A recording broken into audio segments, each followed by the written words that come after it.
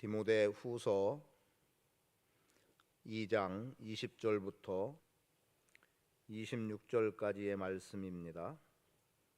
함께 읽습니다.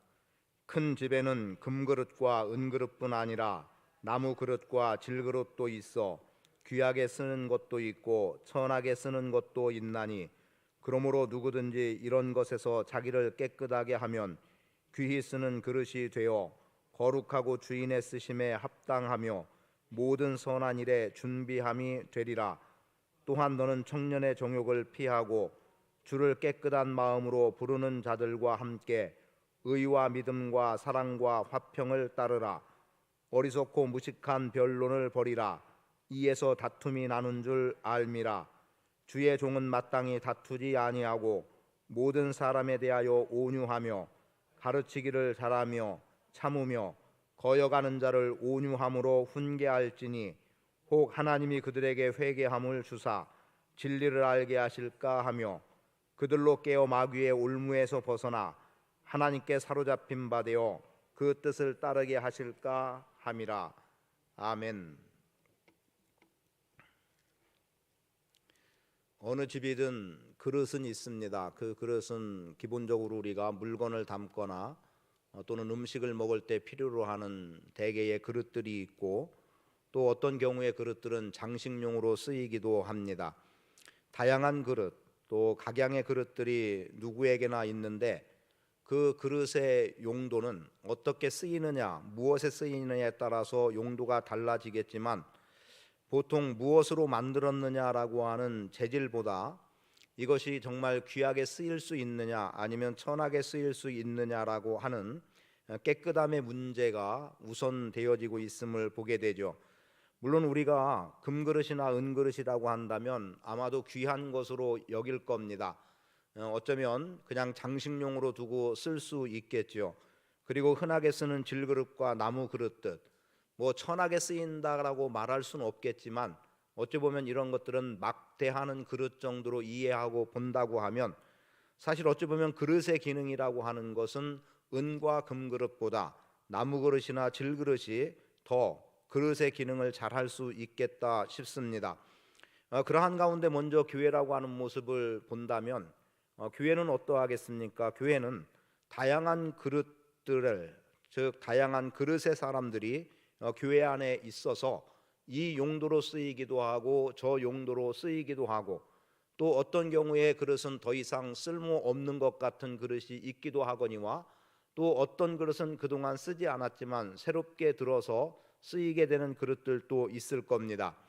아니면 교회 안에서는 은사라고 하는 표현을 많이 쓰고 있기 때문에 그 그릇이 어떤 기능을 하느냐의 부분을 은사로 본다면 각양의 은사에 맞게 그 그릇들이 쓰여지게 되겠죠. 그래서 이 그릇은 이 은사에, 저 그릇은 저 은사에, 그래서 쓰여짐이라고 하는 것이 무엇보다 중요하다고 봅니다. 그래서 오늘은 하나님이 쓰시는 그릇을 좀 살펴보기를 원하는데 하나님이 쓰시는 그릇은 무엇으로 만들었느냐의 중요함도 있겠지만 그 그릇이 정말 쓸 수 있을 만큼 깨끗함을 갖고 있느냐라고 하는 겁니다. 대개 아마 요즘은 그럴 거예요. 저도 그런데요. 차 한 잔을 마셔도 그 그릇은 다시 닦습니다. 잔이죠. 그냥 제가 마셨던 잔임에도 불구하고 다시 닦아서 또 다시 사용하고 그래서 언제고 깨끗하고 청결함을 유지한 가운데 두게 됩니다. 그런데 내가 쓰는 그릇이라 하더라도 그곳에 이물질이 묻어 있거나 하다면 그 그릇은 쓸 수 없는 거죠. 다시 닦아야만 쓸 수 있는, 그래야 제 기능을 발휘할 수 있는 것을 보게 되죠.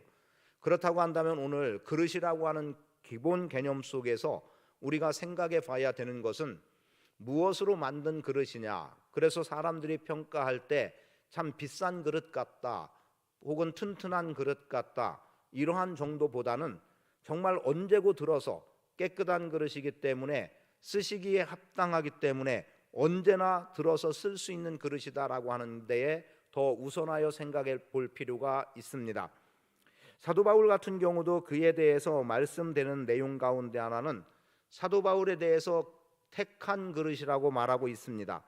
이방인들과 임금들과 이스라엘 백성들에게 하나님의 이름을 전하게 하기 위해서 사도 바울을 택하시는데 그 택함에 대해서 나의 택한 그릇이라고 말씀하고 있고, 또 우리에 대해서 표현한 것 가운데 하나는 이 보배를 질그릇에 담았으니, 우리를 질그릇 정도로 표현을 하고 있어요.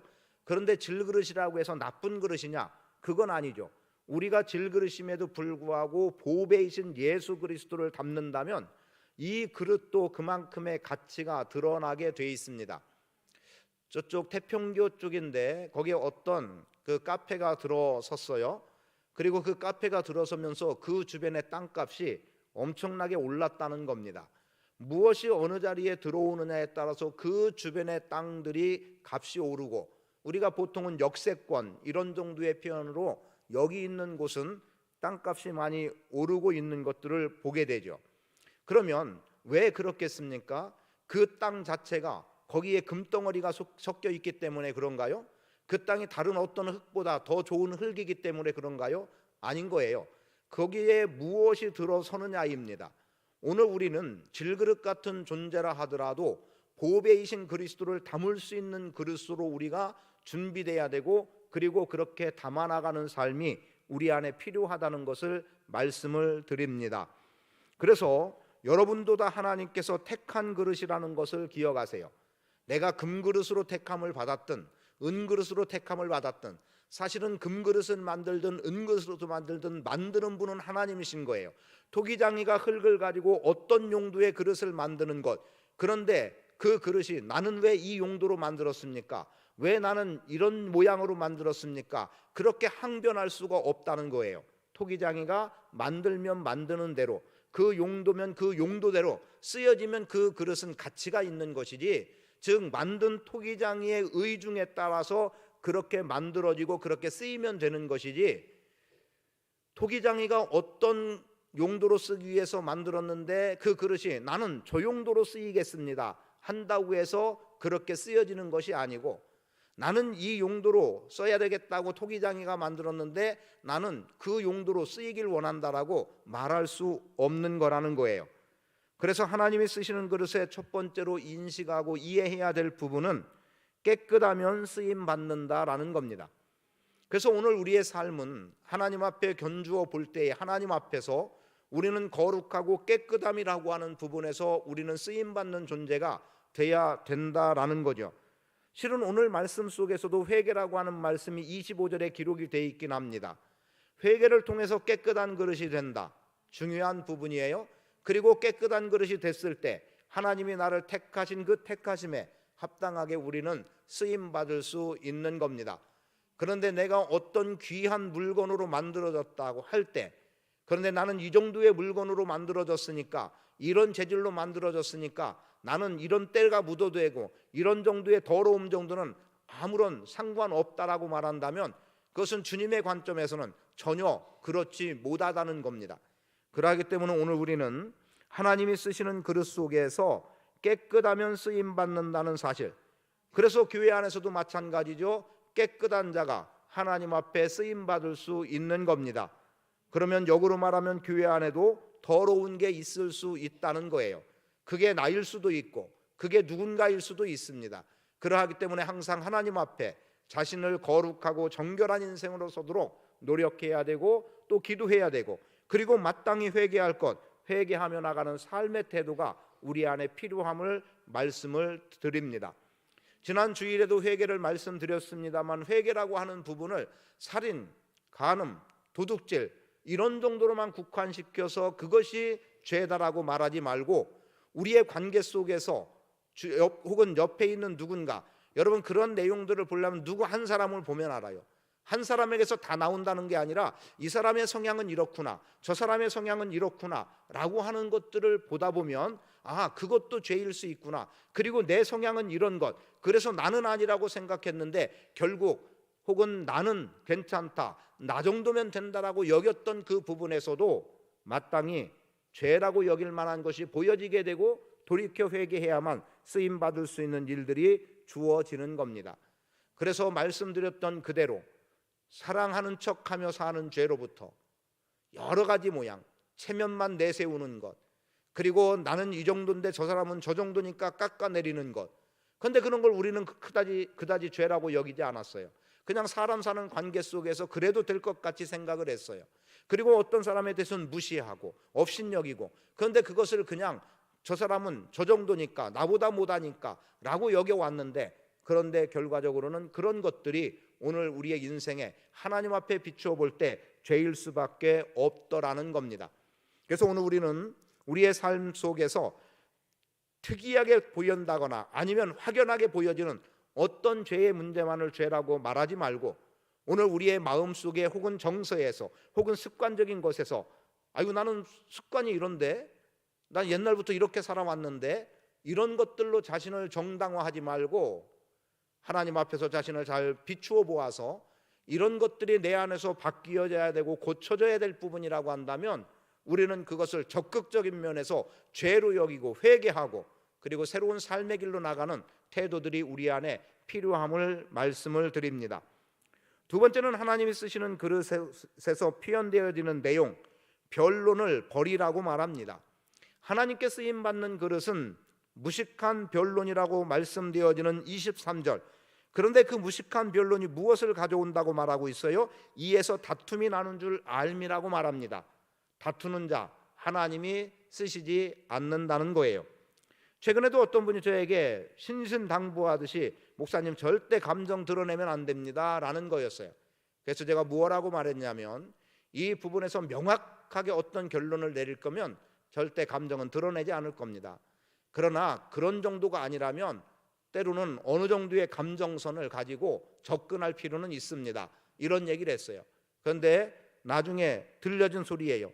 너무 냉정하게 제가 이야기를 하고 있더라는 겁니다. 염려했던 부분에서 염려가 아니라 거기에 대해서 그냥 그대로 냉철하게 대응하고 있는 것들을 봤다는 거죠. 그래서 오늘 우리의 삶 속에 변론, 다툼 언제고 있습니다. 있을 수밖에 없는 부분이 있어요. 그러나 그러한 변론이 결국 무식한 변론이라고 표현된 내용에서 다툼을 만드는 이러한 그릇은 되면 안 된다는 거죠. 이미 우리를 택한 그릇이라고 말했다고 했지 않습니까? 그럼 내 속에 다툼만 일어나는, 다툼만 만드는 그릇이라고 한다면 우리는 이 다툼을 버리고, 그리고 뒤에 나오는 말씀대로 온유함으로 무장된 그릇으로 삶을 살아갈 수 있어야 합니다. 어디에나 논쟁은 끊이지 않습니다. 오늘 두 명의 청년이 저를 찾아왔어요. 그래서 어떤 이야기를 하게 되는데, 제가 주일날 설교할 때 하려고 했던 내용의 한 부분들을 이야기를 해줘서 제가 굉장히 고맙게 생각을 했습니다.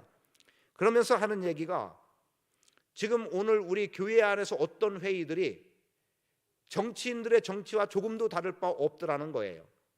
그런 모습들을 보고 있는 내용들을 하는데, 이 내용들은 제가 주일날 여러분들과 함께 나누겠습니다.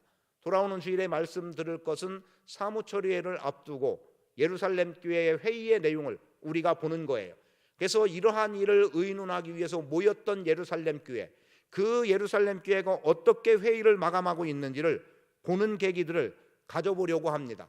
그런데 오늘 저에게 어떤 말을 할 만한 것들을 얘기 가운데 대화 속에서 저에게 많은 정보를 제공해 주더라고요. 그런데 이러한 변론이라고 말하는 무식한 변론, 다툼만 나는 변론, 논쟁이 끊이지 않는다고 해서 당연하다고 여기면 안 된다는 거죠.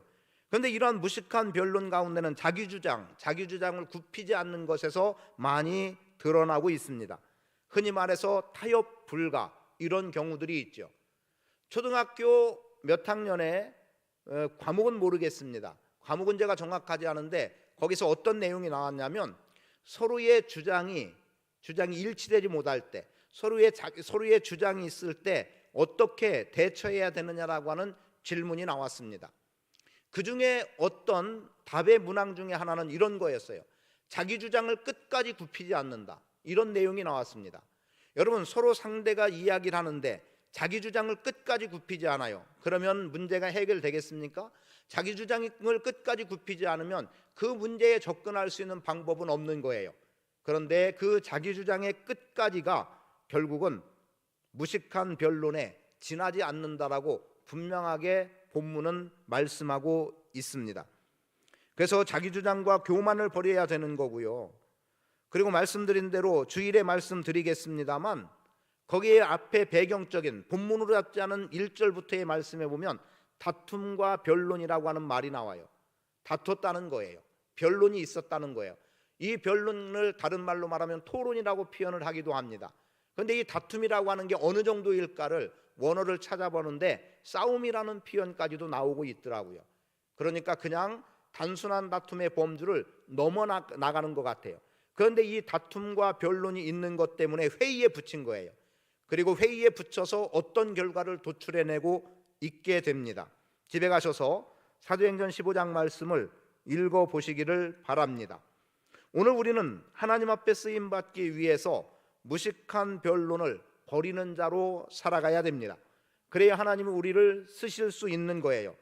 대개 이 변론과 다툼 때문에 사람들이 이런 표현을 쓰기도 하죠. 어떤 사람에 대해서 이런 지칭을 하기도 합니다. 저 사람은 싸움꾼이다, 또는 저 사람은 회방꾼이다, 이런 정도의 표현을 쓰기도 해요. 여러분, 싸움꾼으로 살아갈 것입니까? 아니면 누군가에 대해서 온유함으로 대하고 참아냄으로 인해서 얻어지는 어떤 결과들을 보기를 원하십니까? 24절은 주의 종은 마땅히 다투지 아니하고 모든 사람에 대하여 온유하며 가르치기를 잘하며 참으며, 이 말씀을 통해서 어리석고 무식한 변론을 버려야만 하는 이유, 또 버릴 수 있는 나름의 배경을 말씀해 주고 있음을 보게 되죠. 오늘 이 시간에 우리 스스로를 돌아보기를 원합니다. 나는 좋은 일꾼인가?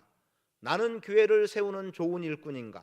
나는 하나님이 쓰시는 택한 그릇으로서, 깨끗한 그릇으로서, 또 좋은 그릇으로서 내가 하나님 앞에 서 있는가?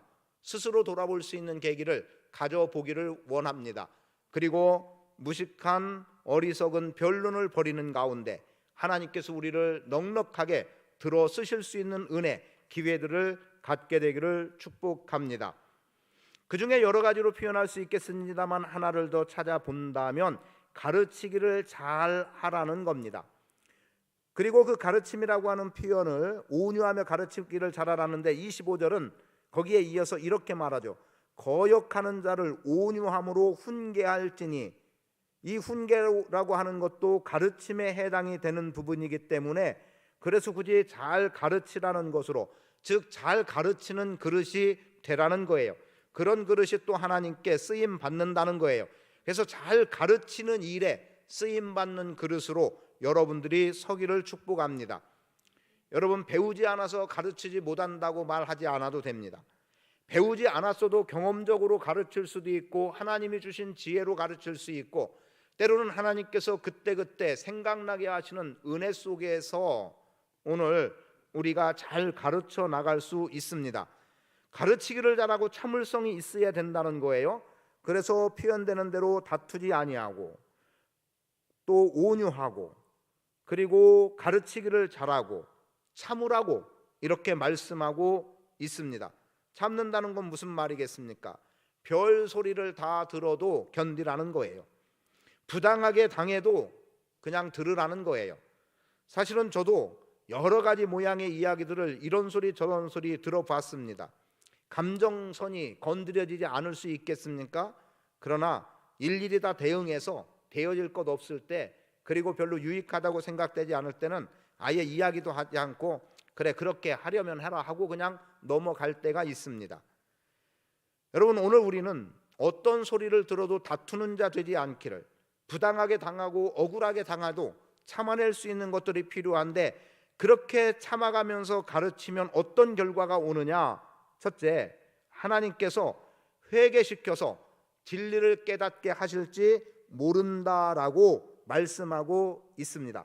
25절을 보세요. 거역하는 자를 온유함으로 훈계할지니 혹 하나님이 그들에게 회개함을 주사 진리를 알게 하실까 하며.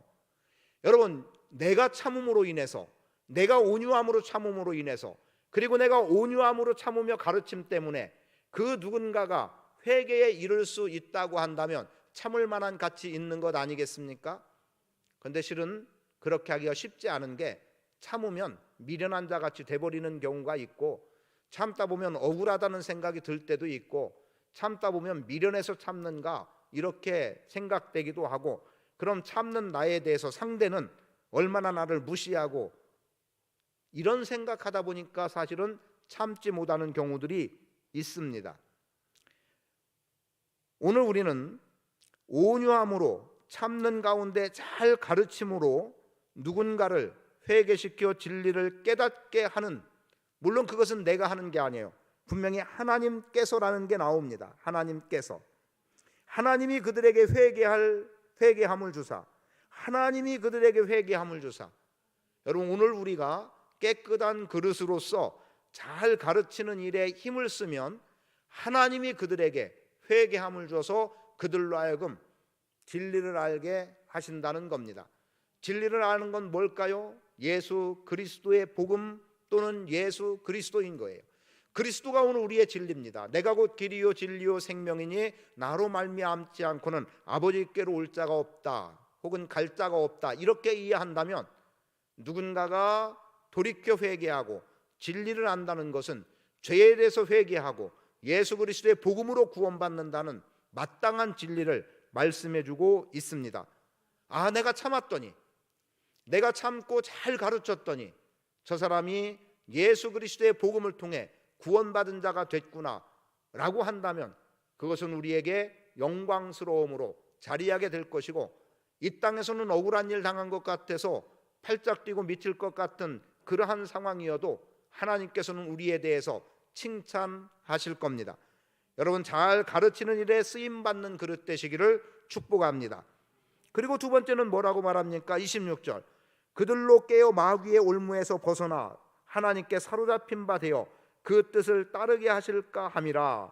그들로 깨어 마귀의 올무에서 벗어나 하나님께 사로잡힌 바 되어 그 뜻을 따르게 하실까 함이라. 무슨 말씀일 것 같습니까? 아마도 25절은 불신자에 대해서 굳이 좀 축소시켜 표현하는 거예요.